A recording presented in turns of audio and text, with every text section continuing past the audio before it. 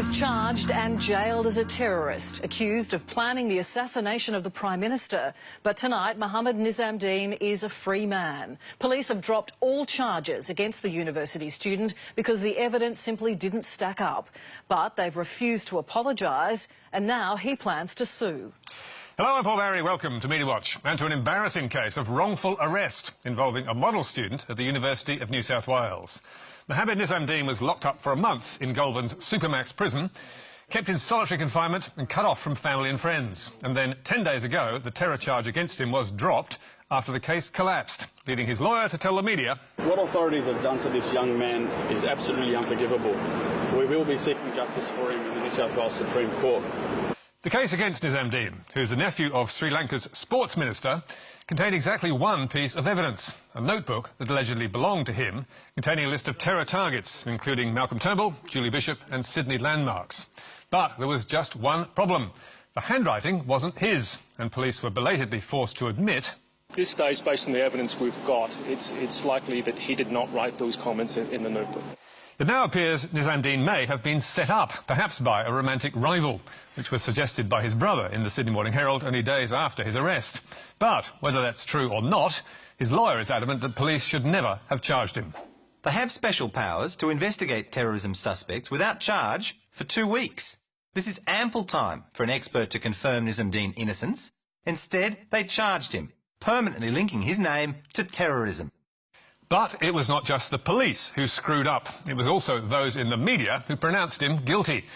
Like Sydney's Daily Telegraph, which splashed him on the front page the day after his arrest, looking anything but innocent in a red and white keffiyeh, and the headline, "Poster boy for terror. Uni mentor plotting mass murder." And the telly then told readers, a squeaky clean university prefect who helped design a cybersecurity app and was a poster child for diversity on campus, was secretly plotting lone wolf mass murder terror attacks that included the Prime Minister and the Opera House as his targets. Sure, the paper followed that with the magic words, "police will allege," but it then made do with inverted commas to signal the allegations as it continued. Nizamdeen's disturbing, graphic and full-on plans were only uncovered on Thursday when his diary was found by a University of New South Wales staff member.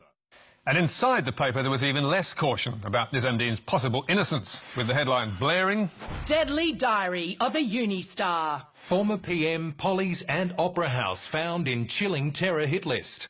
Typically, the Daily Mail was almost as bad, with inverted commas again the only sign that the charges were as yet unproven.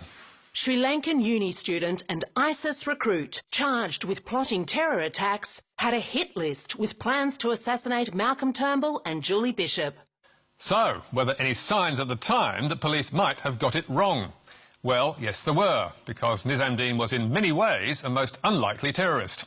He was charming, well-spoken, a model student, and almost always smiling. And to judge by his party piece, he was no fundamentalist.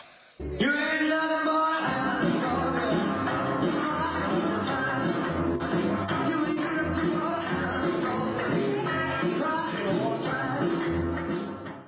Nizamdeen also had no police record and had not come onto police radar as a possible threat, despite living here for years. Indeed, as Channel 10 reported at the time of his arrest, one thing that's also quite surprising and very interesting about this, Sandra, is that the suspect had actually worked with police in the past to try to improve community safety. He was smart, friendly, a conscientious PhD student who, believe it or not, worked with and even starred in e-safety campaigns with police. Nizamdeen was also well regarded by the University of New South Wales and by his fellow students. Mohammed Nizamdeen is described by his university as a hero. People who know the IT contractor can't believe it. I was very shocked. It really took me by surprise. 9 and 10 both gave real weight to Nizamdeen's good character in their reports. But viewers who watched 7 News were given no reason to doubt his guilt. Now, right now, police are examining his background, they're examining his capabilities, the 25-year-old's ability to access weapons. There's a great irony to all of this. He is literally, Michael, a poster boy for a University of New South Wales campaign called the Hero Program. So clearly he has embraced all the opportunities Australia has given him, but very much an anti-hero now. As we said earlier, Nizamdeen is now suing the police, and his argument is primarily with them. But he's certainly not happy about the media coverage, and the Telegraph in particular, telling Media Watch, Kammer's reputation has been ruined. We were not contacted by media for fact-checking. Ironically, the picture of Kammer used by the Daily Telegraph was taken at a university dress-up party, a clear example of an agenda-driven media outlet manipulating content. And he added, although we were able to get charges withdrawn before trial, this kind of reporting does compromise the proper administration of justice. Ultimately, these narratives that are forged by the media are impossible to erase from the mind of a jury. As Seven's Robin Avadia pointed out, police in terror cases often arrest first and investigate later because it can be dangerous to wait. But that makes it doubly important for the media to treat the charges with caution.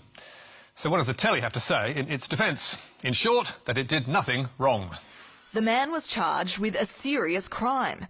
The Daily Telegraph reported fairly and accurately the allegations made against him by police. So, was this front page really fair and accurate? Poster boy for terror? Uni mentor plotting mass murder? In my opinion, no. And the latest news is the whole thing may have been a prank. As 7 News reported last weekend, following a news story in the Telegraph. It's understood that there was bad blood between Mr Nizamdeen and another man over a woman. Counter-terrorism police are investigating whether that's what led to the disturbing notebook entries they found. We'll see if that turns out to be true, but as yet no charges have been laid, so unlike many in the media, we have chosen not to name the person police have interviewed.